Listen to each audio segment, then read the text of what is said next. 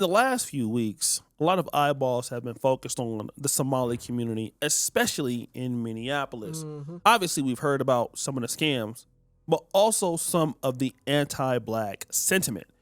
As you know, the Somalians are from the Horn of Africa, and typically these communities are closed off because of cultural reasons and also Islamic. And Somalians, not all of them, but many of them, do not consider themselves to be Black. Somali people have clearly stated that if you're a Black American like myself, that we're not the same. They're saying, hey, no, we're Somali. You guys are American. I know we're the same skin color, but we're different. But this has been something that is consistent. That is true of many Africans because all of them are the same color, so they can't really differentiate by Black or white, but by tribe. And this is no different than what you see. However, the Somalis have been getting so much hatred, not because of just some of the crimes going on there, but obviously the trolling, Somalis saying that Minnesota is promised to them. You have certain guys out there, thanking the American government for the free food and food stamps and all of that. And so America is coming down hard on the Somali community, including the president. Now, in the Black American community, there's a different beef because, okay, well, look, you guys are not us. You say that you're not a part of us, but now you are getting your wake-up call. You thought that you was different and you not. So, we tried to tell you. And this caused this really viral clip from this lady. I am currently asking for a ceasefire. I'm asking for a ceasefire between the Somalis and the African Americans. Please, we got something bigger going on right now. This is a divide and conquer situation happening in Minnesota. Y'all know we ride together when situations arise out here. When that George Floyd stuff happened, baby, we was out there. Ain't nobody was asking what type of Black you was. We all felt that. Is that right? Was Africans out there? I mean, I popped out to one where I'm from. Ain't no big African population where I'm from, but so I just don't want this ignorant conversation to overshadow what's really. And they don't look at it the same until it's time to get deported. You know what I'm saying? Be happening. Don't give them the upper hand. Why are we acting slow? I'm asking for a ceasefire. If you like me, please put down the shots. We ain't got time. Just put a pin in the conversation. How about that? Let's just put a pin in the conversation. And after we're done with this, then we could get back to doing that. Y'all could get back to doing that. I don't even know what type of conversation. I'm gonna go finish my electrolytes because it's. Now, this Somali lady here, I'm not gonna lie. She sounds like somebody in our community. If I didn't open my eyes and look at her, I mean, the vernacular, the way she's saying it, I don't know if she even live in Minnesota. She sounds like she grew up around nothing but Black Americans. American. I mean, she probably got like a Black American boyfriend or whatever. So she's saying, listen, let's ceasefire. We're all the same. Now, in her obvious opinion, she might actually look at us the same because you have some Somalis that do grow up in America. They grow up around Black people. They be in the gangs and stuff, like Ethiopians, some of them Eritreans. They be rocking. I mean, I was living in Sacramento. I remember being. It's different when you grew up here versus you moved here at a grown age on your own free will. Being in Oak Park, they had a Ethiopian dude that was, from Oak Park. He was gangbanging and swinging like anybody else, right? So you have some dudes and women that are just still gonna rock with the community, and she sounds like she's maybe a person that is like a tweener. She understands our community and understands her community, and then she brings up the whole idea about George Floyd. Look, when it happened in Minnesota, we was right there with y'all. Like, we understand the play. We can't let these white folks separate us, right? So that's the kind of language that we actually use sometimes. But then this happened. First of all, everybody and their mother was outside. It was a national thing. Like, it was very clouded. It was very trendy. It was very trendy to be marching and saying Black Lives Matter. There were stores that would have Black Lives Matter signs. What about the whole internet, the whole white community posting Black pictures on Instagram?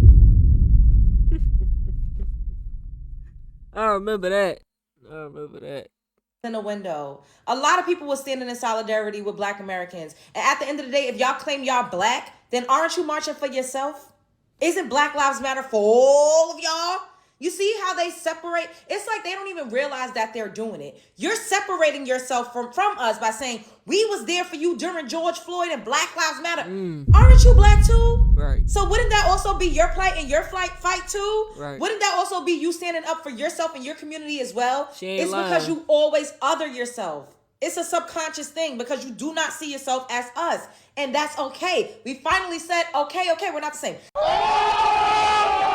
So this lady is saying, listen, y'all not gonna get away with trying to act like, y'all was really down with us because it was a trending thing. And she was right. Not only was Black Lives Matter popping in America, it was popping everywhere. UK, Amsterdam, it was a trend. Everybody in the world was with the Black Lives Matter thing. Many people were. I mean, obviously in Africa, it was a thing that people were just on the trend, maybe not understanding what it was, but obviously what the lady is saying, listen, you don't still view yourself as us. And so there's no real solidarity with y'all. And now we get it. But now because you're having an issue, here you go, right? You want our help. But then you had other brothers who brought out something different. Instead of asking Black Americans in general to help protest for the interest of Somalians, why not tell Somalians who feel the need to protest to each bring one Black friend or associate that they have in their own personal lives? Then that way, the amount of people protesting would double, if not quadruple, because we all know Somalians love and respect Black Americans. Shout out to the brother of the preacher show on Instagram. Man, this dude is hella funny, right? Like, he said something that was real unique. He said, listen, if you want Black folks to come and support you, why don't y'all invite one person that you're a friend with? And so that'll increase y'all protest. So he did that for a reason, because he said, listen, we all know like how much y'all love Black Americans. He understands that you live in America. We don't have no problem with you being Somali. We don't have no problem with your religion. But here's the thing. You have no relationship with us. And so if you was really cool with us, we would already be there on your behalf, but you really don't deal with us like that. Not everybody. Now, this lady that had made the video, she might, but many of y'all don't. So why don't you invite one of your friends to help support? But what he's doing there is he knows that they don't have no friends. He knows you don't have nobody in the Black American community that y'all really rock with like that. And that's why he's saying it, because we all know how much y'all love us, right? And what's interesting is that that's why I say the first year generations that come here, that's more so them. It's different if you grew up here, you know what I'm saying? Your second, third generation, it's different than just being a first generation. That first generation ain't gonna have no friends, ain't gonna have nobody like that. You know what I'm saying? They're gonna be to themselves, saying it because we all know how much y'all love us, right? And what's interesting is this same dude did a skit, right, about what's going on in the Somali community. And this is what I'm seeing a lot of Black people on TikTok is really going crazy. Today we're standing because my community, the Somali immigrant community, and our broader immigrant community is under assault. We know that the identity of who we are is part of the attack. President Trump has had a history of targeting Black people. Now, obviously, he's listening at the news and he's hearing the guy saying that Trump is targeting Black immigrants. So he's acting concerned. Then this happened. Hey, what's wrong? First it was the Mexicans. Oh, he's racist. That's why Black people didn't even like him in the first place. It wasn't even the fact that they was gonna come for Black people. It was the fact that he was racist towards Mexicans trying to build a wall. You know what I'm saying?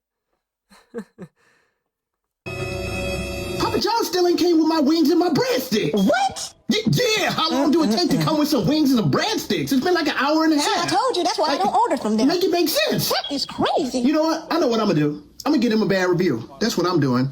They are getting a bad review from me. Hey, get that shit off my TV. But yeah, I'm about to get him a bad review. Got him!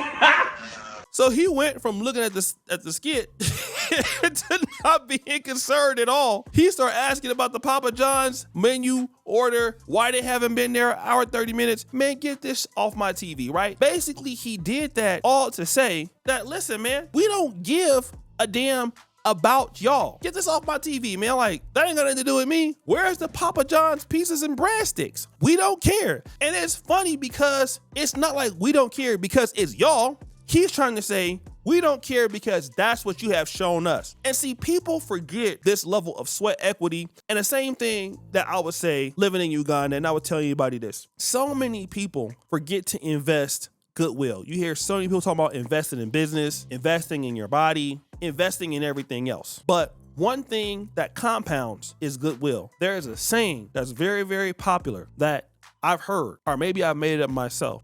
Stocks and bonds grow without you. Goodwill grows because of you. That's some good game right there. You gotta be careful though, bro. You can't just be out here being nice to everybody and their mama though, bro. Because you know what I'm saying.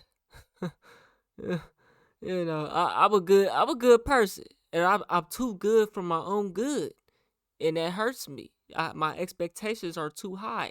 It fucks with me because I expect that you're gonna do the same to me, and when you don't, I'm fucked up. You know what I'm saying? So that's why sometimes, man, I wanna do nice to you, but it's fuck you. You know what I'm saying? Sometimes it's fuck you. You know what I'm saying? Because in return, I know it would be fuck me. Based off of the experience I get in life, you know what I'm saying, though. So I hear what you're saying for sure. You know? Popular. But you gotta be careful though, because people will use and abuse you, bro. Straight up. I've heard, or maybe I've made it up myself. Stocks and bonds grow without you. Goodwill grows because of you.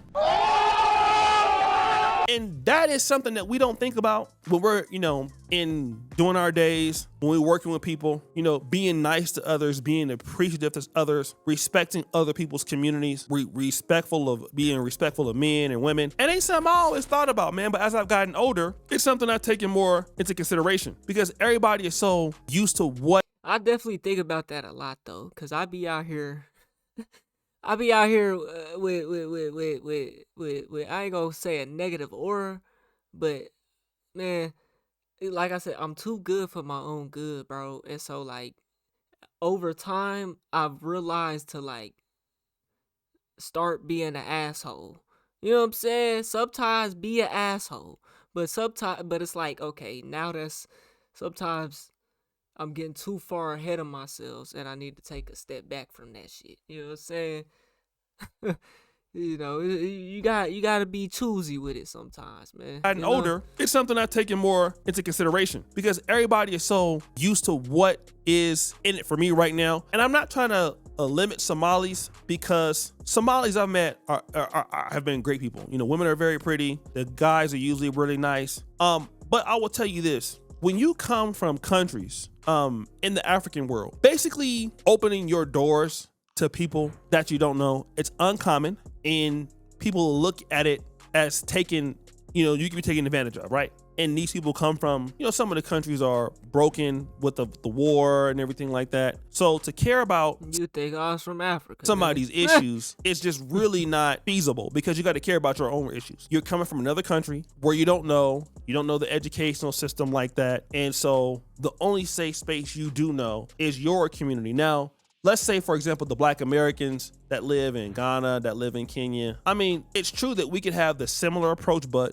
coming from the American educational system in a country that is respectful of so many different people's, ethnic groups, religions, and things like that, that's a little different, right? As Americans, we kind of like, okay, eat different foods, live with whites, live with Asians. And so giving value to people as an American is a little bit different. When you're coming from a community like the Somali community, certain African communities, that may not be the case. And so when everything is going well, you start to believe, well, it's because of my community that I got what I got and not nobody else helped me. And then when you need something, you don't have any goodwill invested with anybody else. And so now you're in an issue where your community can't necessarily solve it because it's outside of your community's favor, okay? It's like your community has been gatekeeping, to protect you and what goes on. But now the scope that decides the fate of your community is outside of that. And so now you need, leverage in other places, whether with the whites or blacks or people who sympathize with you or whatever. And now you can't get that because of the lack of investment. And it's something that, like I said, I live in Uganda. You gotta have goodwill with Ugandans when you live there. right? I mean, you just have to. When you're in Poland, you have to. Even if you go to London, and I know those two might not be a good example, but let's say, for example, I go to UK. I go to the UK is more diverse than it's ever been. I have to have goodwill invested with people in general across the color line. Brazilian, Japanese, white UKs, black UKs. I just have to have it because you never know when you're gonna need somebody, and you have to pay that forward. So when your community don't pay that forward, now you're like, well, let's have a ceasefire.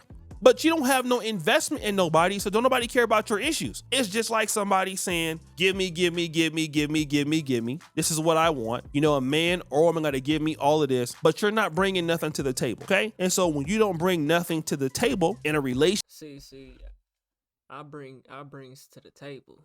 I am the table. You know what I'm saying? That's why I move how I move. You know what I'm saying? Relationship, in a friendship, in the business world, well, then once you get into problems, it's easy for somebody to overlook you and just watch you have this downfall slide. And this young lady that said that, I mean, actually, I probably believe that she got Black American friends and all that. But the She's response American. and the consensus is hold your own sack. That's you. That's your problem. That ain't got nothing to do with us. Deal with it. So guys, what do you think? It's your boy LCD Jackson back at it Her again. parents might be immigrants, but she's full blown American. You know what I'm saying? That shit get washed out when you come to America. Look at Myron Gaines. It's a reason why them immigrants come here. You know what I'm saying? Because they don't want to be where they're from. You know what I'm saying? Some of them do kind of like niche off to themselves and try to like congregate. It just depends. It just depends, It just depends. A lot of immigrants, they come over here and they don't want no parts to do with their homeland no more. You know what I'm saying? Straight up. With another episode of The Celebrity. But then you got the other group that congregate into one area and try to build their own little nation within America, and so that's kind of the Somalis here, or at least this group in Minnesota or whatnot. You know what I'm saying? That's on topic. Hey, y'all let me know what y'all think though, man. We on the road to 100K. Okay, if you don't hit that like button, subscribe button, and turned on all notifications, slap the dog shit about yourself, because that's the first thing you should have did when you clicked on this video. I'll get at y'all on the next one, and I'm gone. TY P the 9.